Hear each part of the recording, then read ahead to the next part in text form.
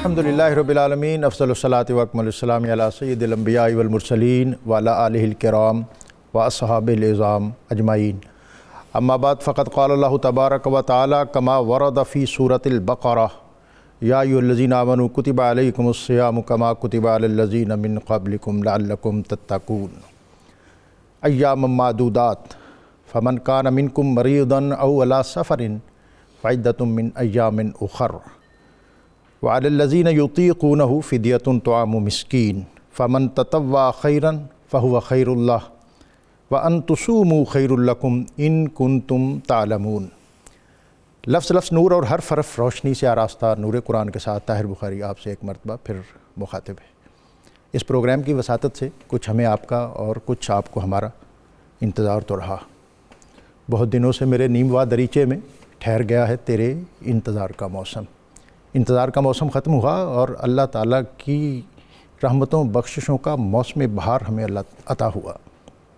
April کا یہ مہینہ، اس میں موسم بہار نے اپنا دامن اور اپنے سائے پہلے ہی پھیلائے ہوئے تھے، لیکن یہ موسم کی بہار تھی جو موسمی بہار ہوتی ہے، ایک حقیقی اور معنوی بہار جو اس ماہ رمضان المبارک کے ساتھ خصوصی نسبت رکھتی ہے۔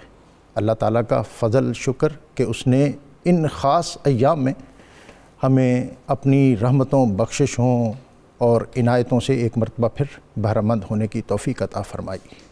نیکیوں کی روشیں آباد ہو رہی ہیں اور تقویٰ اور طہارت کے گلشن مہک رہے ہیں۔ نبی اکرم رسول محتشم صلی اللہ علیہ وسلم نے فرمایا کہ اگر میری امت کو اس ماہ رمضان المبارک کی برکات کا اندازہ ہو تو ہمیشہ اسی رمضان کی ہی تمنا کریں اور اسی کی خواہش کریں۔ اللہ تعالیٰ ان ایام میں ہمیں اس ماہ مبارک سے صحیح معنوں میں استفادے کی توفیق عطا فرمائے۔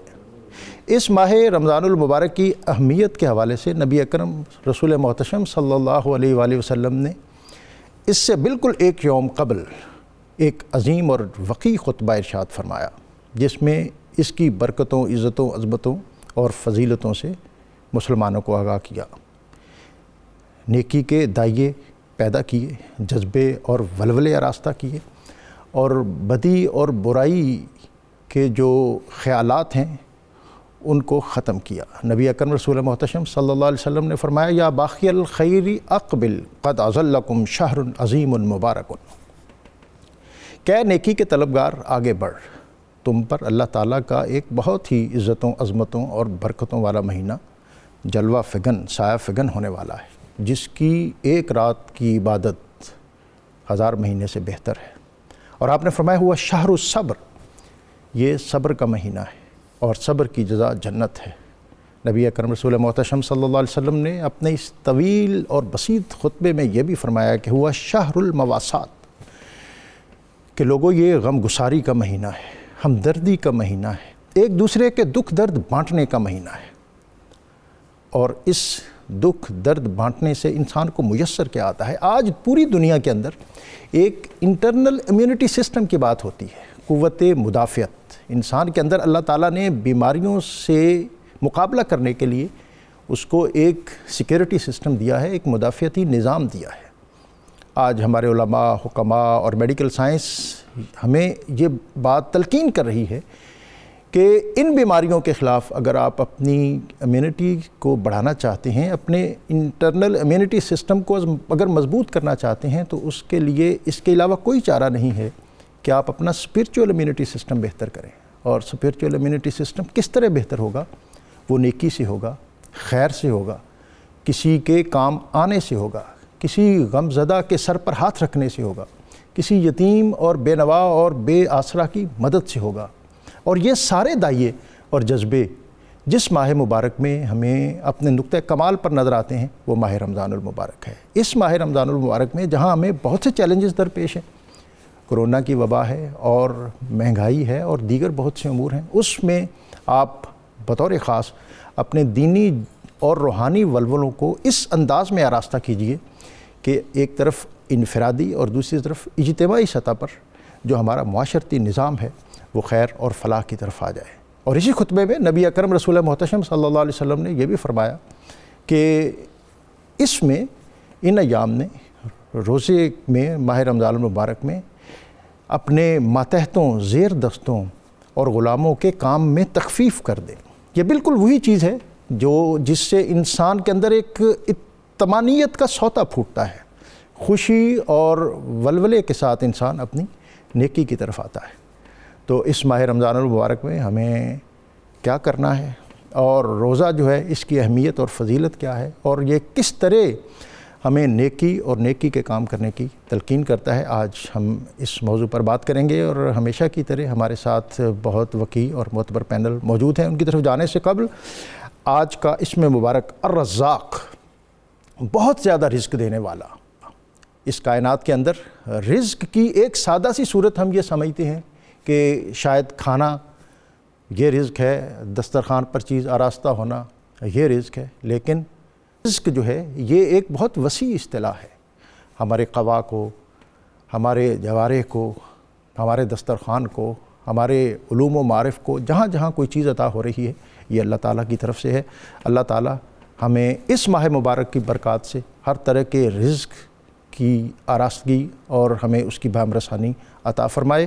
میں اپنے معزز مہمانوں کا تعارف کرواتا ہوں، ہمیشہ کی طرح ہمارے پینل میں موجود رہتے ہیں، اور اس نور قرآن میں جس ذات کی حیثیت بہت کلیدی ہے وہ ہے مفتی محمد فاروق القادری۔ السلام علیکم جناب۔ وعلیکم السلام۔ ہمارے دوسرے مہمان مفتی محمد اقبال چشتی صاحب، السلام علیکم۔ آپ جماعت اہل سنت پاکستان صوبہ پنجاب کے ناظم اعلیٰ ہیں۔ حمد باری تعالیٰ کے لیے آج ہمارے ساتھ موجود ہیں محمد ذیشان بٹ، آپ کو بھی خوش آمدید، اور آپ تمام مہمانوں کو خوش آمدید کہتے ہوئے مفتی صاحب آج کا موضوع اور ماہ رمضان المبارک اور سورہ بقرہ کی آیت جناب۔ بسم اللہ الرحمن الرحیم۔ پوری قوم کو اور تمام اسلامیان عالم کو ماہ رمضان کی اور آج یکم رمضان یوم میلاد غوث الثقلین حضور شیخ عبد القادر جیلانی مبارک ہو۔ سبحان اللہ۔ سورہ بقرہ کی آیت نمبر 183 میں اللہ تعالیٰ نے ماہ سیام کی فرضیت کا بیان فرمایا۔ ارشاد فرمایا یا ایھا الذین آمنو، اے ایمان والو، کتب علیکم الصیام، تم پر روزے فرض کیے گئے ہیں، کما کتب علی الذین من قبلکم، جیسا کہ تم سے پہلے لوگوں پر روزے فرض کیے گئے تھے۔ اس سے روزوں کی ہسٹوریکل سٹیٹس بھی معلوم ہو گیا سبحان اللہ کہ روزے انتہائی قدیم عبادات میں شمار ہوتے ہیں، یعنی یہ کوئی نئی چیز نہیں ہے، نئی چیز نہیں ہے، اور یہ اتنی قدیم عبادت ہے اور عالمگیر عبادت ہے۔ تمام مذاہب میں روزہ کسی نہ کسی شکل میں موجود ہے۔ سبحان اللہ۔ اگر ہم اس وقت مذاہب عالم میں دیکھیں تو یہودی اس وقت بھی تقریباً 60 دن روزہ رکھتے ہیں، عیسائی 50 دن رکھتے ہیں، ہندوؤں کے ہاں تقریباً 72 دنوں کے سال میں روزے رکھے جاتے ہیں۔ اگرچہ ہماری ان کی ٹائمنگ میں، دیگر احکام میں بہت فرق ہے، جیسا کہ پچھلی اقوام کے روزوں اور ہمارے روزوں میں فرق تھا اور ہے۔ اس سب کے ساتھ اسلام نے بھی مسلمانوں کو روزوں کا حکم دیتے ہوئے پچھلی قوموں کے روزوں کا حوالہ دیا۔ اس میں دراصل نسبت مصطفیٰ علیہ تحیۃ و ثناء کے طفیل اس امت کی دراصل تسلی کا اور حوصلے کا سامان پیش کیا گیا ہے سبحان اللہ۔ کہ تم یہ سوچو کہ ایک ماہ بھوکھا اور پیاسا رہنا دن کے وقت میں اور فطرتی تقاضوں سے بھی ذرا پرہیز کرنا، تو یہ بڑی مشقت کا کام ہے، یہ ہم کیسے کریں گے؟ تو اللہ تعالیٰ نے خالق ہونے کے باوجود، مالک ہونے کے باوجود اور حقیقی حاکم ہونے کے باوجود اپنے حبیب کی امت کو خود تسلی دی، تشفی دی کہ تم نے گھبرانا نہیں، تم حوصلہ رکھو، تم سے پہلی امتوں کے لوگ بھی یہ عبادت کرتے رہے ہیں، سبحان اللہ۔ جیسے وہ کرتے رہے اور کرنے پر قدرت اور استطاعت رکھتے تھے، ہم نے تمہیں بھی قدرت اور استطاعت بخشی ہے، تم یہ کر لو گے۔ پھر اللہ تعالیٰ نے تیسری بات اس آیت میں یہ ارشاد فرمائی لعلکم تتقون، اس روزوں سے تمہیں حاصل کیا ہوگا؟ تمہیں تقوی کی دولت نصیب ہوگی۔ سبحان اللہ۔ تقوی کیا ہے؟ تقوی دراصل نفس کے گھوڑے پر کنٹرول حاصل کرنے کا نام ہے۔ واہ۔ بندہ اپنی ذات پر ضبط کر لیتا ہے، اور یہ ضبط اور یہ کنٹرول ایک ایسی چیز ہے جو انسان کی شخصیت کے کمال کی تعمیر کی بنیاد ہے۔ سبحان اللہ۔ اس کے بغیر کوئی شخصیت کبھی مکمل نہیں ہو سکتی۔ تقویٰ کے بغیر ہر شخصیت میں خامی ہے، ہر شخصیت کے اندر محرومی ہے، ہر شخصیت کے اندر کوئی نہ کوئی خلا ہے۔ تقویٰ جتنا بڑھتا ہے شخصیت کو اتنا زیادہ پر کرتا ہے اور اوج کمال تک لے جاتا ہے۔ اور تقوی کے حصول کے لیے اللہ تعالیٰ نے ارشاد فرمایا ہے کہ میں نے تمہیں ماہ صیام عطا فرما دیا۔ سبحان اللہ۔ جیسا کہ آپ نے کچھ احادیث پڑھی ہیں، ایک حدیث پاک میں بھی پیش کروں جو تقوی سے ریلیٹڈ ہے۔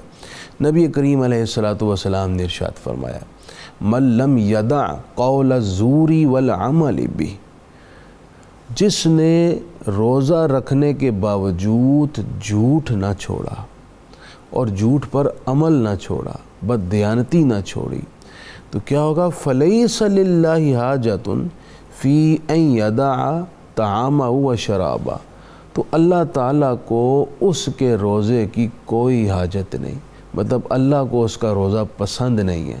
تو روزے کا تقاضا یہ ہے کہ ہم تمام تر ان چیزوں سے پرہیز کریں جو چیزیں اللہ تعالیٰ جل شانہ کے نزدیک پسندیدہ نہیں۔ اس کے رسول نے جن چیزوں پر امتناع جاری کر دیا، دراصل ان سے بچنے کا اور ضبط کا نام روزہ ہے، اور یہی روزہ ہمیں تقویٰ کے قریب کرے۔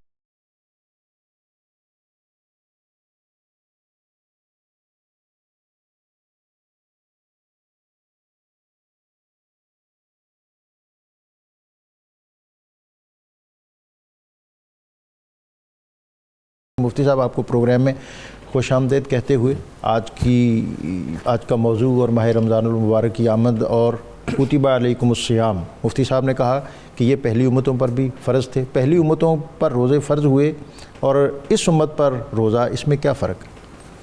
بسم اللہ الرحمن الرحیم۔ سب سے پہلے تو ماہ رمضان المبارک کی میں بھی تمام مسلمانوں کو مبارکباد پیش کرتا ہوں۔ اللہ کا لاکھ لاکھ شکر ہے کہ جس مالک نے ہمیں ایمان کی حالت میں ماہ رمضان عطا فرمایا، اللہ پاک اس کی تمام تر برکات اور رحمتیں بھی اپنے فضل سے ہمیں عطا فرمائے۔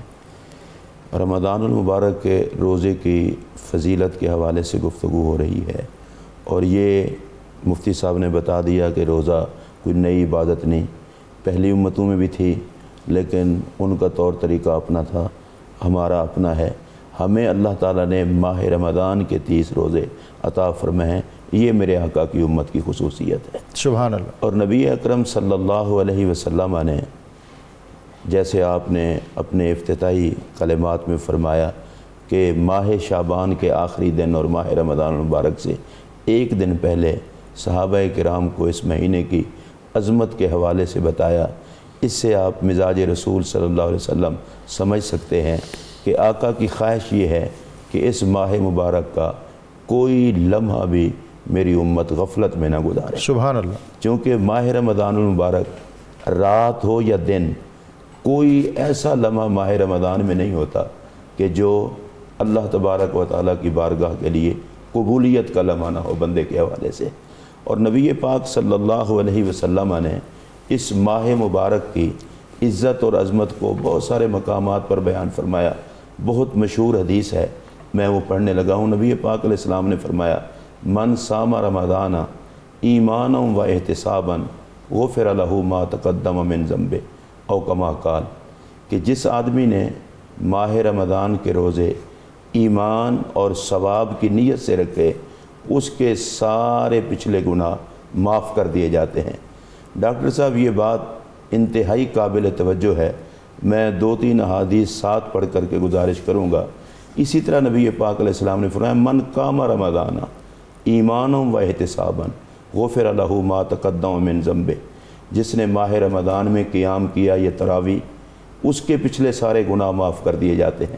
پھر ایک حدیث میں یہ بھی ہے کہ جس نے لیلۃ القدر میں قیام کیا ایمان اور احتساب کی حالت میں بار بار ایمان اور احتساب کی حالت یہ نبی پاک علیہ السلام نے بیان فرمائی۔ اور بیت اللہ شریف کے حوالے سے بھی فرمایا جس نے بیت اللہ شریف کو دیکھا ایمان کی حالت میں، یہ بار بار ہر بات میں ایمان ایمان ایمان کا تذکرہ. اور ایک قرآن پاک کی آیت بھی ساتھ پڑھ دوں. اللہ قرآن میں فرماتا ہے وَنُنَزِّلُ مِنَ الْقُرْآنِ مَا هُوَ شِفَاءٌ وَرَحْمَةٌ لِّلْمُؤْمِنِينَ.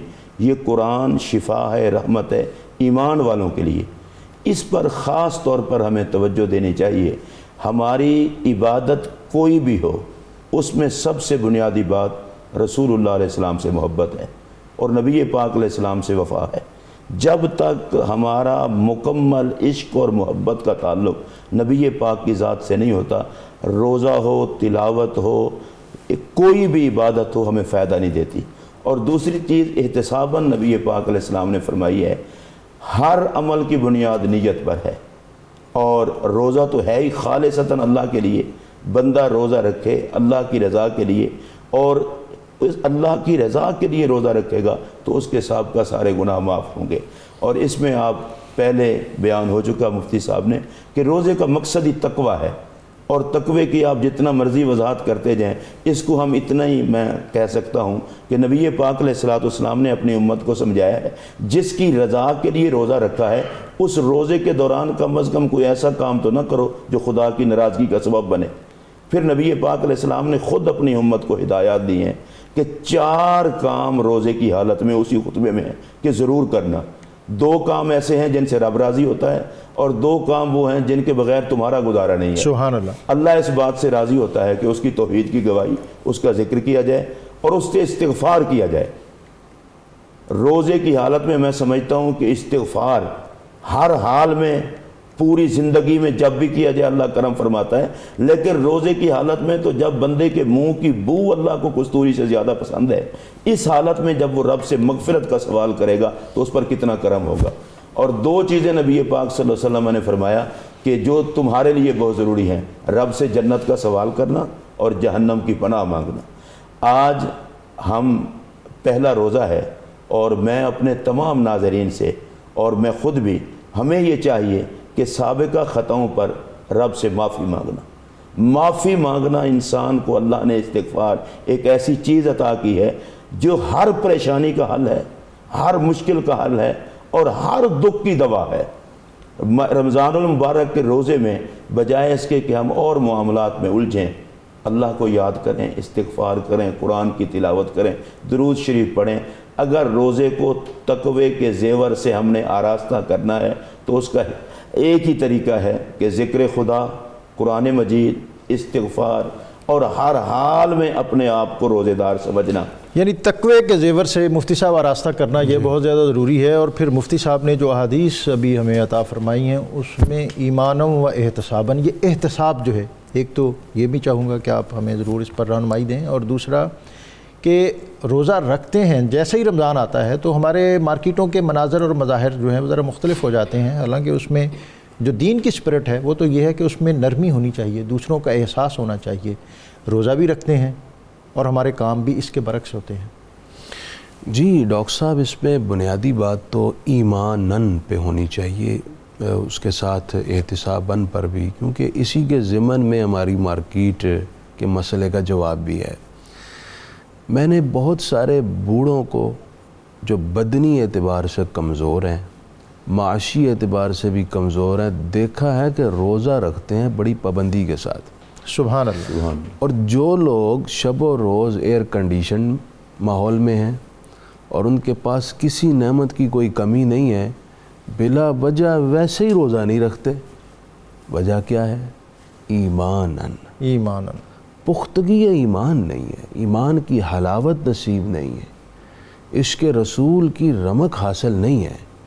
یہی وجہ ہے کہ اندر سے ایک ولولہ اور جنون نہیں اٹھتا ہمارے یورپ جو ہے کی طرف مائل کرے. تھوڑا جو ہمارا، جیسے میں نے بھی ابتدا میں تھوڑی سی بات کی کہ ہمارا جو اسپرچول امیونٹی سسٹم، کہ اگر ہم اس قوت اور خیال کو ذہن میں رکھتے ہیں کہ میں روزہ رکھوں گا خواہ عمر 80 سال بھی ہو، تو پھر بھی اللہ تعالیٰ اس میں سرخروئی عطا کرتا ہے. اصل میں ڈاکٹر صاحب، عمل کی بنیاد ہوتی ہے سوچ اور خیال. سبحان اللہ. سوچ اور خیال پاکیزہ ہوں تو عمل بھی ستھرے جنم لیتے ہیں. سبحان اللہ. سوچ اور خیال اگر گندے ہیں تو اعمال بھی گندے پیدا ہوتے ہیں. یہ جو ایمان ان ہے نا، دراصل یہ ہمیں متوجہ کر رہا ہے کہ تمہارے اندر جو ایمان کی پاکیزگی ہے اس پہ غور کرو. جتنی وہ پاکیزہ ہوگی تو تمہارے لیے روزہ رکھنا بھی آسان اور سہل ہوگا. میں درخواست کروں گا ان تمام احباب سے جو روزہ سستی اور غفلت کی وجہ سے چھوڑ دیتے ہیں، یہ موقع ضائع نہ کریں. اللہ تعالیٰ نے اگر مہلت دی ہے تو اس کا فائدہ اٹھا لیں. احتساباً کا معنی ہے رضائے الہی کے لیے روزہ رکھنا، ثواب کی نیت سے، کوئی اور غرض نہ ہو. اگرچہ اس کے ضمن میں اللہ تعالیٰ ہمیں لا تعداد طبی اور بدنی فوائد دے دیتا ہے، لیکن ہمارا مقصد وہ نہیں ہے. سبحان اللہ. ہمارا مقصد ہے کہ ہمارے مولا کا حکم ہے، ہم سر نگوں ہیں، اس کے حکم پر ہم روزہ رکھیں گے. لذات کو، خواہشات کو اور اپنی تمام تر ترجیحات کو ہم چھوڑ دیں گے، پرہیز کریں گے، ترک کریں گے، بس روزہ رکھیں گے. جہاں تک مارکیٹ کا تعلق ہے ڈاکٹر صاحب، بات یہ ہے کہ روزے کا اصل مقصد کیا ہے؟ ضبط، نفس کے گھوڑے کو لگام دینا. جس نے روزہ رکھا ساتھ بددیانتی بھی کر رہا ہے، مانی قیمتیں لگا کر لوگوں کے جیب خالی کر رہا ہے، اور مختلف بہانے تراش کے لوگوں کو مطمئن کرنے کی کوشش کر رہے ہیں. اور مقصد کیا ہے کہ یہ مہینہ، اور یہ بھی بڑے افسوس کی بات ہے ڈاکٹر صاحب، دنیا بھر کے اندر ان کے جو تہوار آتے ہیں چیزیں نصف قیمت پر ہو جاتی ہیں، سستی ہو جاتی ہیں. بعض جگہوں پر تو سمجھے کہ اتنی سستی ہو جاتی ہیں جیسے فری دی جا رہی ہیں. بلکہ اس سے آگے بڑھیے کہ تہوار مسلمانوں کا ہے، غیر مسلموں کا ملک ہے، وہ مسلمانوں کے لیے اس کے اندر سہولت فراہم کرتے ہیں، اور یہاں مسلمان ہیں اور مسلمانوں کا ایک مقدس مہینہ ہے، لیکن سوچ اور خیال کا عالم یہ ہے کہ اے مہینہ ہے. اچھا، اس کے ساتھ مفتی صاحب ہمیں بہت سے نیک اور خوشکن مناظر بھی دیکھنے کو ملتے ہیں. دسترخوان بھی آراستہ ہوتے ہیں، لوگ بہت زیادہ خیرات بھی کرتے ہیں. ان لوگوں کے گھروں میں بھی کچن بھر جاتے ہیں جنہوں نے سال بھر راشن اس انداز میں نہیں دیکھا.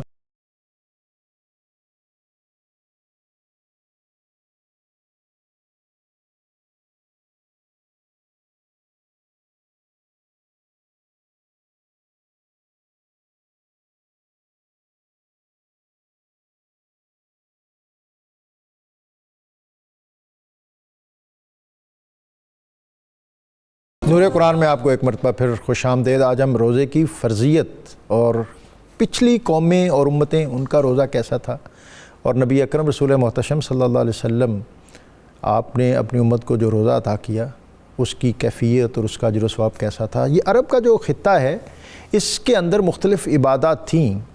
ان کے ہاں نماز کا تصور تھا، اگرچہ اس کی حالت مختلف تھی. ان کے ہاں حج کی عبادت جو ہے اس کا تصور تھا، اگرچہ انہوں نے ان عبادات اور رسومات کو بگاڑ دیا تھا، لیکن کسی نہ کسی طرح اس کا تصور تھا. لیکن روزے کی حالت ان کے ہاں، یا روزہ جو ہے اس کی عبادت کا بہت زیادہ وقعی تصور ان کے ہاں موجود نہیں تھا.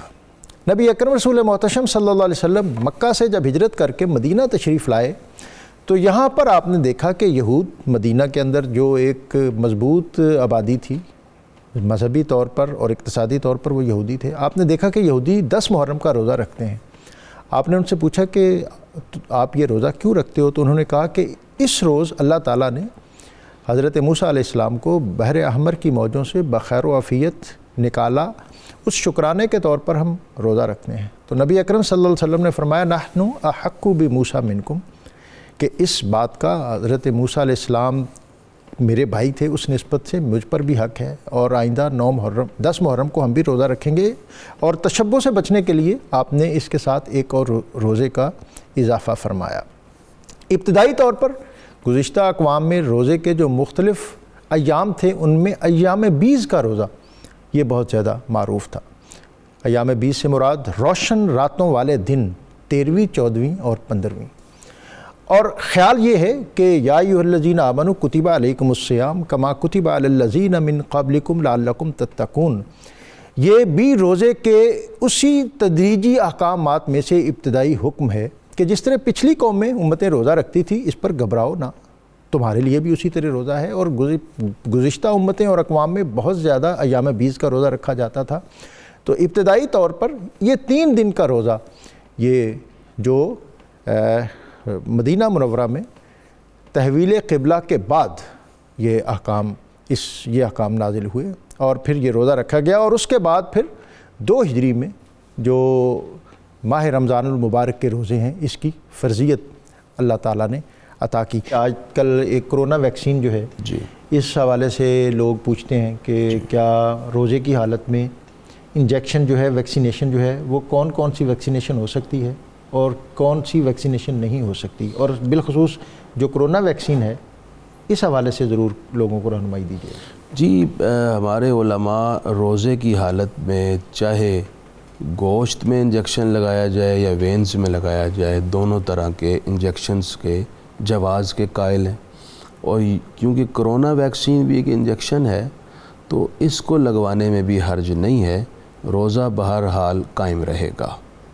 یہ بڑی اہم بات ہے ناظرین کہ مفتی صاحب نے جو بات کہی ہے کہ انسانی جان جو ہے اس کو ہماری شریعت نے بہت زیادہ مقدم رکھا ہے، اور اس کے لیے جو انجیکشن ہے یہ روزے کی کیفیت جو ہے اس پر کسی طرح کا اثر نہیں ڈالتا منفی انداز میں۔ مفتی صاحب، ایک کویسچن یہ بھی تھا کہ روزہ تو رکھا ہے اور اس میں خیال یہ ہے کہ اب کیفیت بہتر ہونی چاہیے، لیکن جو برے وسوسے ہیں اس سے جان نہیں چھوٹتی، اور ایک اور جو کویسچن تھا وہ یہ تھا کہ مسجد میں جانے میں دقت ہے 60 سال سے زائد عمر کے نمازیوں کے لیے، اب وہ گھر میں نماز پڑھیں گے تو کیا انہیں مسجد والا ثواب میسر آئے گا؟ بسم اللہ الرحمن الرحیم۔ ڈاکٹر صاحب، سب سے پہلی بات تو یہ ہے کرونا ایک وبا ہے اور پوری دنیا اس سے متاثر ہے۔ ہمارے کچھ حضرات اس میں احتیاط کا دامن وہ چھوڑ رہے ہیں، ان کو احتیاط کرنی چاہیے۔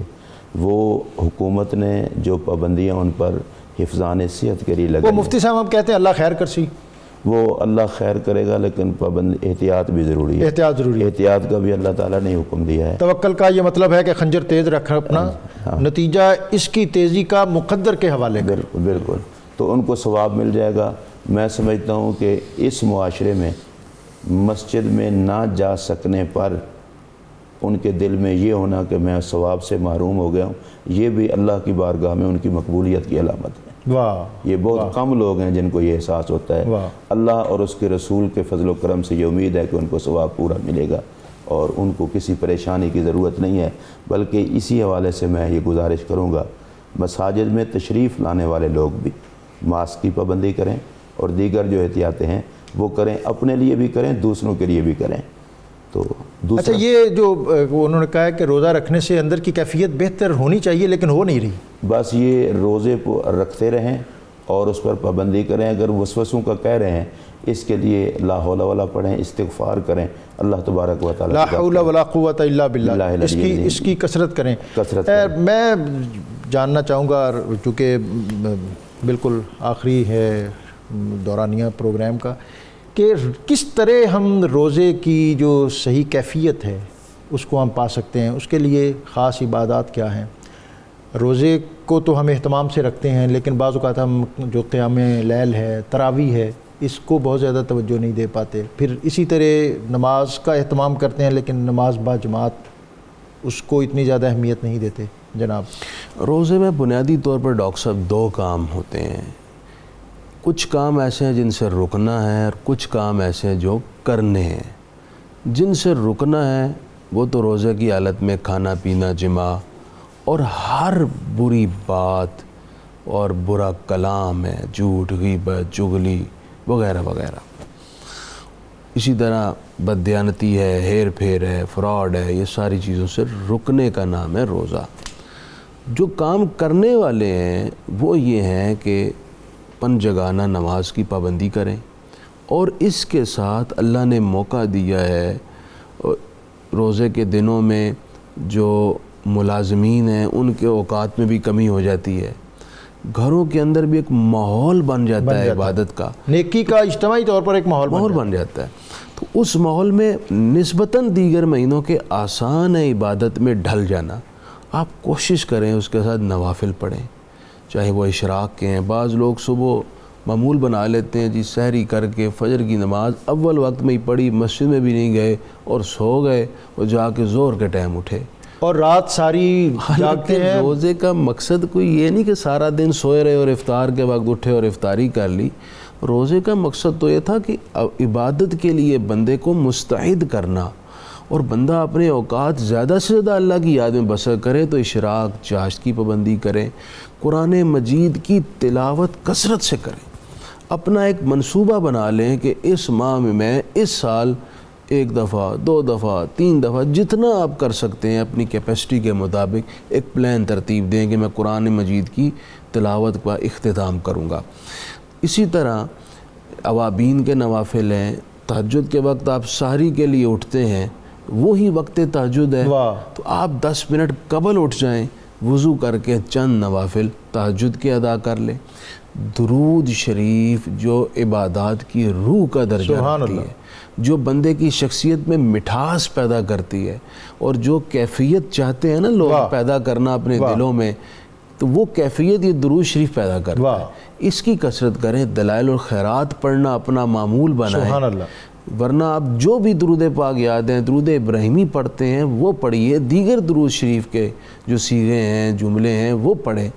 اور اس کے ساتھ ساتھ جو آپ نے ایک حدیث پاک کا جملہ پڑھا تھا، وہ شہر المواسات، یہ غم خاری کا مہینہ، اپنے پڑوس کا، اپنے بہن بھائیوں کا، اپنے رشتہ داروں کا، اپنے اہل محلہ کا، اور عام لوگوں میں جہاں تک آپ کی استطاعت ہے لوگوں کے غم ہلکے کریں، کسی کو ضرورت ہے اس کی ضرورت پوری کریں۔ ام المومنین سید عائشہ صدیقہ رضی اللہ عنہا فرماتی ہیں کہ رمضان کے مہینے میں سرکار کریم علیہ السلام کی سخاوت تیز ہواؤں سے زیادہ ہوتی تھی، یعنی اس ماہ میں آپ سخاوت بڑھا دیتے تھے۔ یہ ہمارے لیے میسج ہے کہ اس ماہ میں ہم اپنی تجوریوں کے دروازے کھولیں اور لوگوں کے لیے خدمت کے لیے پیش ہو جائیں، کسی بھی نوعیت کی، اور جو ترتیب ہے اس کو ملحوظ رکھیں۔ اچھا مفتی صاحب، بالکل شارٹ آنسر کہ آئی ڈراپ جو ہے، کیا اس کا حکم بھی انجیکشن والا ہے؟ آئی ڈراپ کے حوالے سے تھوڑی سی مختلف ہے، اس میں علماء کا کہنا یہ ہے، جو تحقیق ہے وہ یہ ہے کہ اس سے روزہ ٹوٹ جائے گا، بچنا چاہیے، کوشش کی جائے کہ اس آئی ڈراپ کو یا تو سحر سے قبل یا افطار کے بعد لگائیں۔ اسی طرح یہ جو دمے کے مریض ہیں، اگر اس دوران لگاتے ہیں تو پھر احتیاطی حکم یہی ہے کہ اس روزے کی قضا کریں۔ دمے کے مریض اور دودھ پلانے والی عورتیں، بہت اختصار سے ان کے بارے میں۔ جو دودھ پلانے والی عورت ہے یا پریگننٹ عورت ہے، وہ اگر کمزوری فیل کرتے ہیں اور سمجھتے ہیں کہ دودھ پلانے میں حرج ہو رہا ہے، بچے کی جان کو، اس کی طبیعت کو خطرہ ہے، تو اس کے لیے یہ اجازت ہے کہ وہ روزہ نہ رکھے، اور جتنے روزے چھوڑے گی بعد میں اس کی قضا کرے گی۔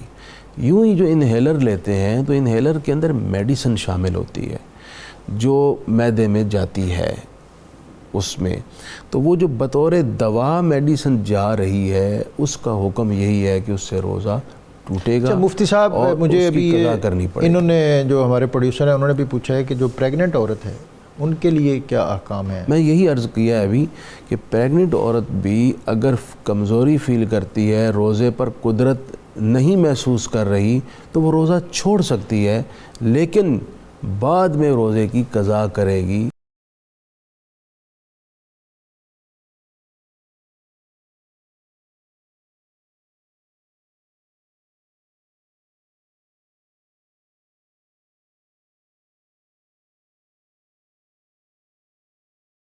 میں اختتام پر مفتی اقبال چشتی صاحب آپ سے چاہوں گا کہ آپ کہ روزہ مقبول کیسے ہو، یہ ہمیں ایک ایسا لائے عمل دے دیں جس سے ہمارے آنے والے ایام میں ہم اس عبادت سے صحیح معنوں میں استفادہ حاصل کر سکیں۔ روزہ تو ایمان کی حالت میں ثواب کی نیت سے رکھا جائے، اللہ کی ذات پر امید رکھنی چاہیے، مقبول ہی ہوگا۔ میں یہاں پر ایک گزارش کروں گا کہ رسول اللہ علیہ السلام نے وہ جو خطبہ ارشاد فرمایا تھا، اسی سے ابھی شہر المواسات کی بات ہو رہی تھی۔ ڈاکٹر صاحب، صرف ایک بات کو آپ لے لیں کہ نبی پاک علیہ السلام نے روزہ افطار کرانے کا جو ثواب سرکار نے فرمایا کہ 1 گھونٹ دودھ ہو، پانی ہو یا کھجور سے روزہ افطار صرف کروا دے، تو نبی پاک علیہ السلام نے فرمایا پہلا ثواب یہ ہے کہ اس کے پچھلے سارے گناہ معاف۔ سبحان دوسرا ثواب یہ ہے کہ اس بندے کی گردن جہنم سے آزاد، اللہ اور تیسرا ثواب یہ ہے کہ جتنا روزے دار کو روزے کا ثواب ہوگا اتنا ہی اس بندے کو ثواب ہوگا۔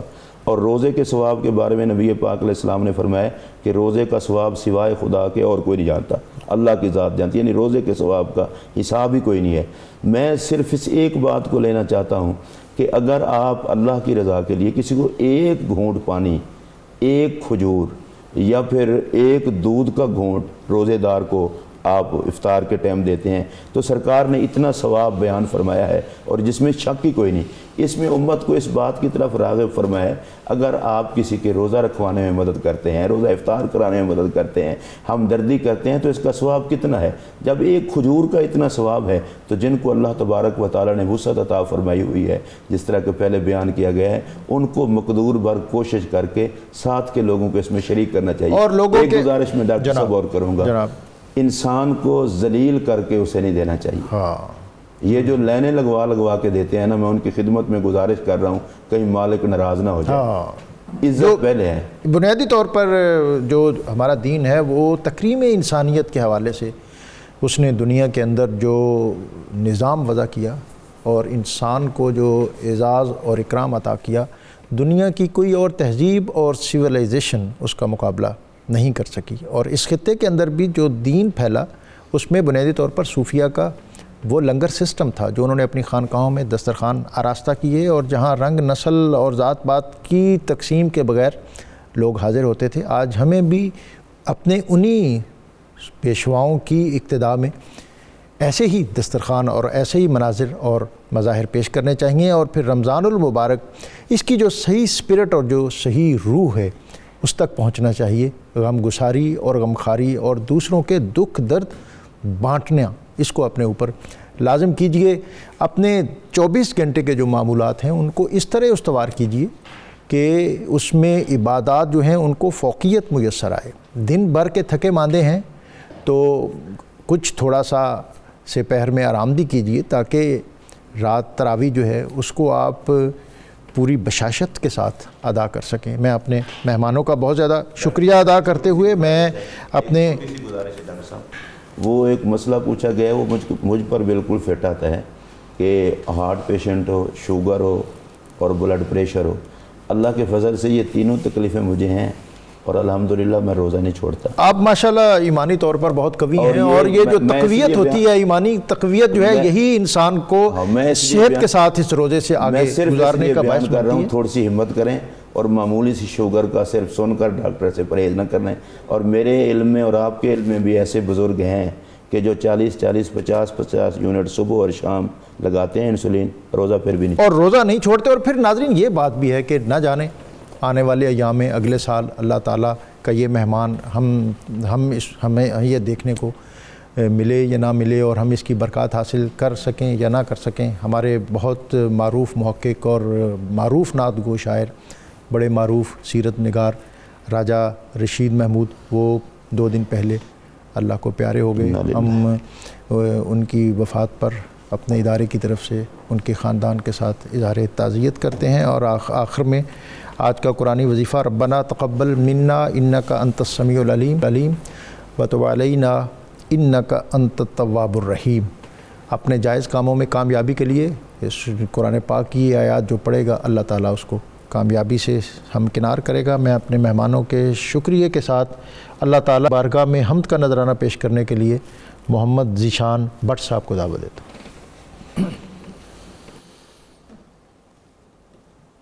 اے خدائے جمال و زیبائی،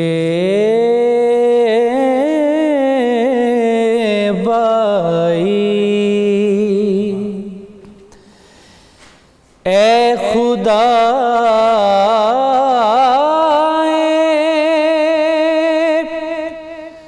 جمال و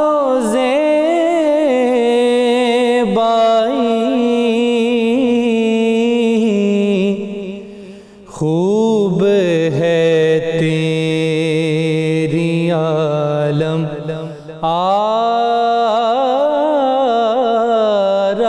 آرائی،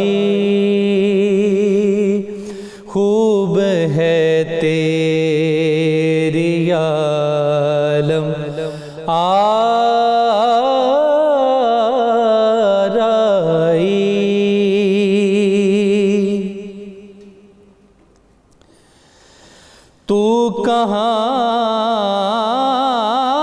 ہے کہاں نہیں ہے تو کہاں ہے کہاں نہیں ہے تو محو حیرت ہے تاب گویائی،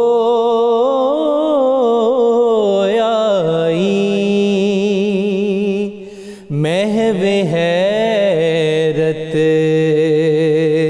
ہے تاب گویائی،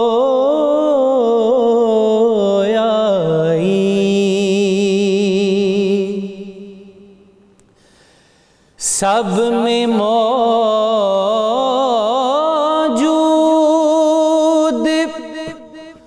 اور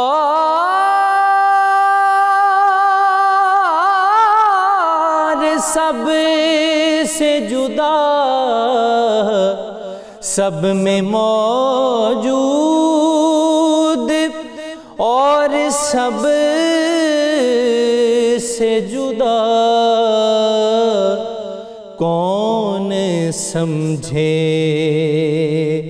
یہ راز تنہائی،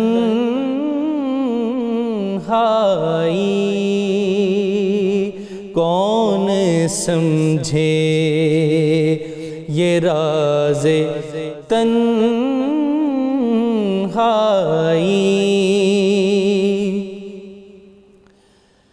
اعظم سے نام سے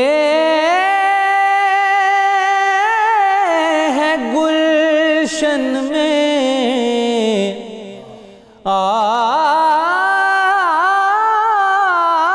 اعظم سے نام سے ہے گلشن میں، زندگی تازگی و رانائی،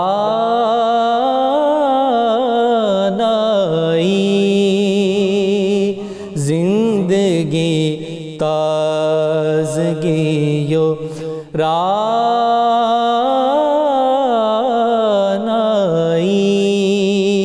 اے خدائے جمال